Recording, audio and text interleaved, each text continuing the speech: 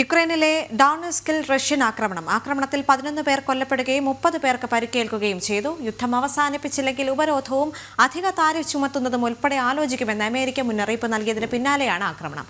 നേരത്തെ യുക്രൈന് സൈനിക സഹായവും ഇന്റലിജൻസ് വിവരങ്ങൾ കൈമാറുന്നതും അമേരിക്ക തടഞ്ഞിരുന്നു. വിവരങ്ങളുമായി ഐസൻ ജോസ് ചേരുന്നുണ്ട്. ഐസൻ, നിലവിലത്തെ സാഹചര്യം എന്താണ്? മറ്റ് വിവരങ്ങളും കൂടി.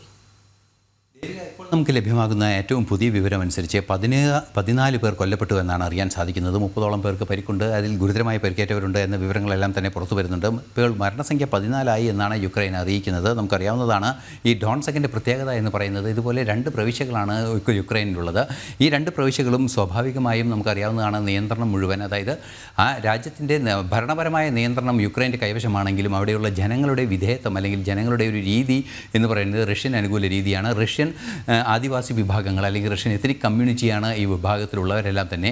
അതുകൊണ്ട് തന്നെ അവർ ആ റഷ്യൻ സംവിധാനങ്ങളോടാണ് കൂടുതൽ ലോയൽറ്റി കൂറ് പുലർത്തുന്നത് എന്നാണ് ഇപ്പോൾ ആ പ്രദേശത്തിൻ്റെ പ്രത്യേകത. ഈ പ്രദേശത്തെ കാര്യങ്ങൾ ഒരു വ്യക്തത വരുത്തണമെന്ന നിലപാടാണ് നേരത്തെ റഷ്യയുടെ ഈ യുദ്ധത്തിന് തന്നെ കാരണം. അതായത് നാറ്റോയിൽ അംഗമാകുമ്പോഴും യൂറോപ്യൻ യൂണിയൻ അംഗമാകുന്ന ആ സാഹചര്യങ്ങളെല്ലാം തന്നെ ഉണ്ടാകുമ്പോൾ ഈ 2 പ്രവിശ്യകളുടെ കാര്യത്തിൽ വ്യക്തമായൊരു തീരുമാനമുണ്ടാകണമെന്നായിരുന്നു റഷ്യയുടെ ആവശ്യം. ആ ആവശ്യമാണ് ഈ യുദ്ധത്തിലേക്കെല്ലാം തന്നെ നയിച്ചത്. അവിടെ തന്നെയാണ് ഇപ്പോൾ ഈ ആക്രമണം നടന്നിട്ടുള്ളത് എന്നാണ് അറിയാൻ സാധിക്കുന്നത്. നമുക്കറിയാവുന്നതാണ്, ഇന്നലെ രാത്രിയാണ് ട്രംപിൻ്റെ ഭാഗത്തു നിന്ന് കർശനമായൊരു നിർദ്ദേശമുണ്ടായത്. യുദ്ധം ഇനിയും തുടരാനുള്ളൊരു നീക്കം റഷ്യയുടെ ഭാഗത്തു നിന്നുണ്ടാവുകയാണെങ്കിൽ കടുത്ത നടപടികളും കർശനമായ നടപടികളും ഉണ്ടാകുമെന്ന ഒരു നിലപാട് അറിയിച്ചിരുന്നു. അദ്ദേഹം അത് വളരെ കൃത്യമായി തൻ്റെ സമൂഹ മാധ്യമത്തിൽ എഴുതുകയും ചെയ്തിരുന്നു. അത്തരത്തിലുള്ള ആ വാർത്ത അല്പസമയം മുമ്പ് നമ്മൾ ആ വാർത്ത കണ്ടതുമാണ്. അത്തരത്തിലുള്ളൊരു പ്രശ്നം നിലനിന്ന ഒരു സാഹചര്യത്തിലാണ് വീണ്ടും റഷ്യ ആക്രമണത്തിന് മുതിർന്നിരിക്കുന്നത് എന്നത് ഏറെ ഗൗരവമുള്ളൊരു വിഷയമാണ്. മാത്രമല്ല, മറ്റൊരു പ്രധാന സംഭവവികാസം നമുക്കറിയാവുന്നതാണ്. ദിവസങ്ങൾക്ക് മുമ്പാണ് വോളോഡിമിർ സെലൻസ്കി അമേരിക്കൻ പ്രസിഡന്റുമായി വൈറ്റ് ഹൗസിലുണ്ടായ ചർച്ചയിൽ വലിയ പ്രശ്നങ്ങൾ ഉണ്ടാവുകയും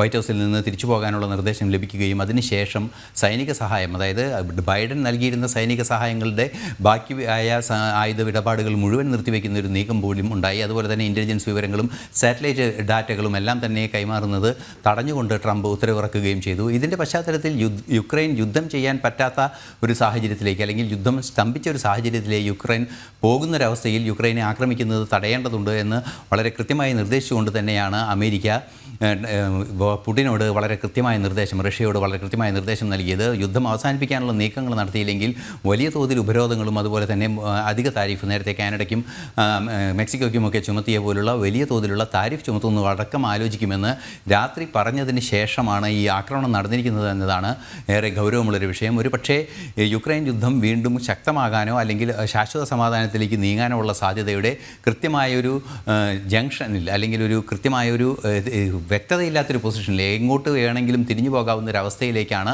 എത്തി നിൽക്കുന്നത് എന്നതാണ് ഒരു യാഥാർത്ഥ്യം. അത്തരത്തിലൊരു യാഥാർത്ഥ്യത്തിലേക്ക് കാര്യങ്ങൾ കൊണ്ടുപോയത് എന്തിനെ റഷ്യ എന്നത് സംബന്ധിച്ച് ഒരു ആശങ്കയാണ് നിലനിൽക്കുന്നത്. നിലവിൽ 14 പേർ മരിച്ചു എന്ന വിവരവും അതുപോലെ തന്നെ 30-ലേറെ പേർക്ക് പരിക്കേറ്റിട്ടുണ്ട് എന്ന വിവരവുമാണ് ഔദ്യോഗികമായി ലഭ്യമാകുന്നത്. ദേവിക. ശരി.